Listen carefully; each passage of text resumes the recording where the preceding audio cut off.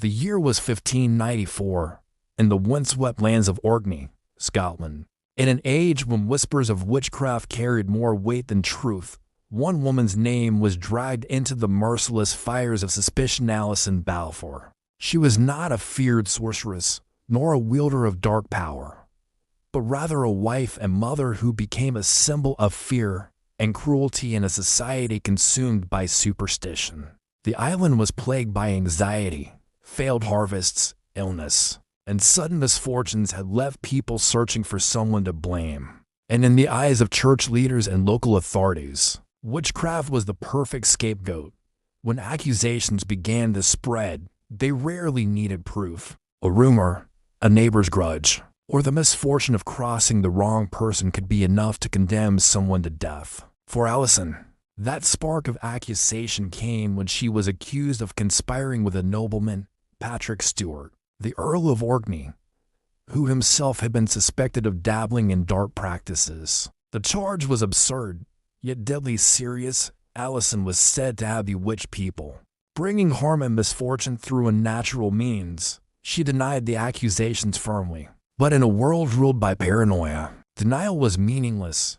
Authorities were determined to extract a confession by any means necessary. For them, the absence of guilt was not proof of innocence, it was proof that the devil had given her strength to resist. Allison was seized and dragged to the place of interrogation.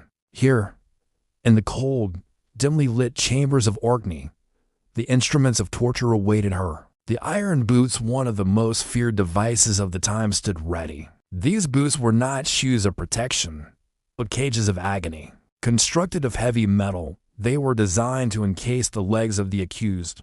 Once strapped in, wedges of iron were driven in, and in Allison's case, the boots were heated over fire until they glowed red. Flesh, muscle, and bone were roasted slowly, turning unbearable pain into madness. But the cruelty did not end with her suffering alone. Her tormentors devised a method to break her spirit completely. They brought her children into the chamber innocent, terrified, clinging to hope that their mother could protect them. Instead, they became pawns in a brutal spectacle, one by one. Allison was forced to watch as her children were subjected to torment. The cries of her little ones filled the stone walls, their faces twisted in pain and fear, while Allison herself was strapped helpless in the searing iron. The anguish of a mother cannot be measured. To see her children harmed, to hear their screams, and to know she was powerless, it was more unbearable than the fire eating at her own legs. Her torturers knew this. They understood that physical pain alone could be endured, but emotional devastation could break even the strongest will. As the flames licked at the iron boots, the stench of burning flesh filled the air. Allison's body convulsed, her face slick with sweat, her throat raw from cries that echoed into the night. Yet, through the haze of agony, her eyes remained fixed on her children. It was not her own pain that crushed her spirit, but theirs. And it was this cruelty that finally forced her to yield. Her voice, weak and trembling, cracked through the chamber. She confessed not because she was guilty, but because no mother could endure such a sight. She admitted to witchcraft, admitted to dealings with the devil, admitted to crimes she had never committed. It was a confession wrung from agony, forged in the fires of torture, and sealed by the screams of her children. But in that world, confession was all that mattered. The truth was irrelevant. Once the words left her lips, Allison was branded a witch in the eyes of the church and the law. She was condemned to death, her fate sealed by the lies forced upon her. Yet the cruelty of this case was not just in her suffering, but in its exposure. Word spread across the islands of Orkney, and people spoke in hushed tones of the woman whose legs were roasted in iron boots, who watched her children tortured, and who, in the end, was burned as a witch. It became one of the most infamous trials of Scotland, remembered not for justice, but for the depth of human cruelty. Still, in those final days before her execution, Allison remained a tragic symbol of innocence crushed by fear. She had no powers, no spells, no connection to the dark arts, only the misfortune of living in a time where suspicion was as deadly as a sword. Her death was not the punishment of a witch, but the murder of a mother. forced into a confession by unimaginable suffering. The trial of Allison Balfour revealed the terrible truth of the witch hunts. They were never about magic. They were about control, about fear, about finding someone to blame when the world turned dark. Women like Allison were convenient victims, their lives destroyed to feed the hysteria of the time. And as she was led to her execution, limping and broken, the crowd gathered to witness what they believed was justice. But behind their fear lay the shadow of guilt, for deep down, they must have known that the woman before them was no witch. She was only a mother, destroyed by cruelty disguised as righteousness. The iron boots tightened around Allison's legs, the heat searing deeper with every passing second. The scent of burning flesh filled the chamber, mingling with her screams. Her cries echoed against the cold stone walls. But the torturers pressed on, unmoved. Each turn of the screws brought another wave of agony, skin splitting, muscle blistering, bone grinding under the relentless pressure. She thrashed, but there was nowhere to escape. The boots held her like shackles forged in hell itself. But the torment did not end with her own body. In a display of cruelty designed to break her will, her children were dragged before her. The youngest, trembling and sobbing, was strapped down as the torturers approached with heated irons. Allison's pleas filled the chamber. She begged them to take her life instead, to leave her children untouched.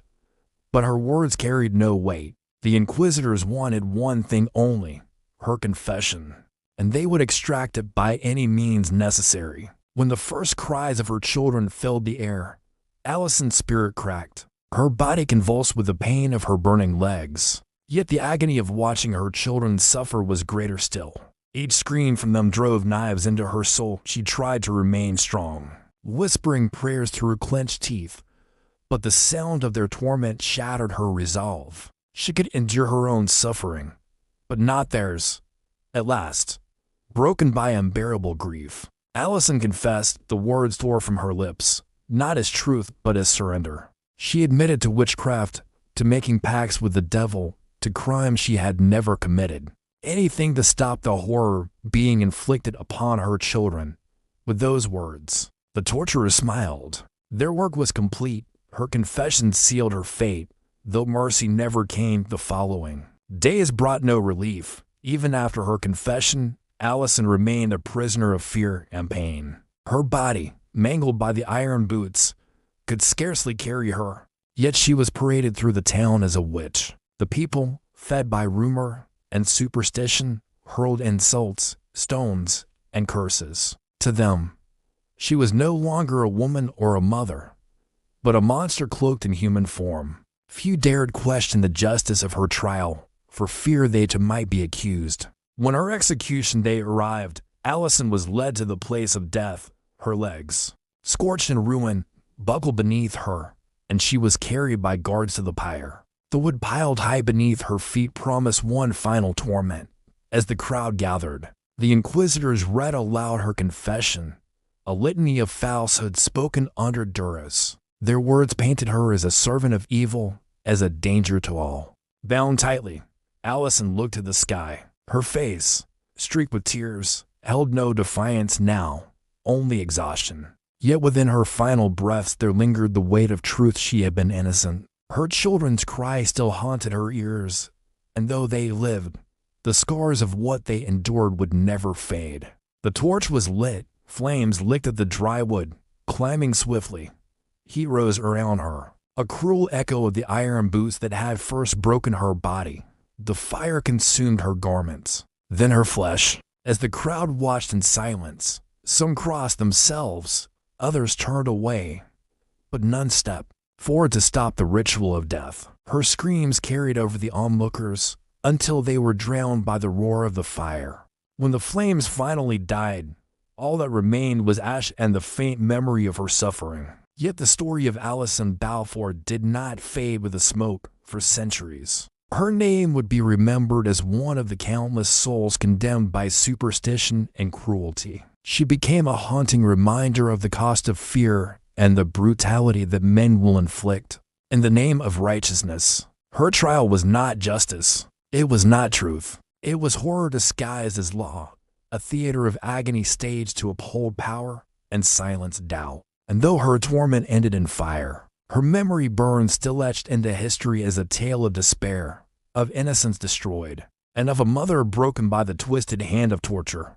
If this story unsettled you, imagine the countless others who suffered in silence, whose names history never recorded. Allison's agony was but one among thousands in the era of witch trials, a dark chapter in human history that continues to echo with warnings of what fear can do. Do you believe humanity has truly moved beyond such cruelty? Or do shadows of the past still linger in our world today? If you want more forgotten stories of torture, witch trials, and executions that history tried to bury, make sure to follow, like, and share. Darkness like this must be remembered so it is never repeated.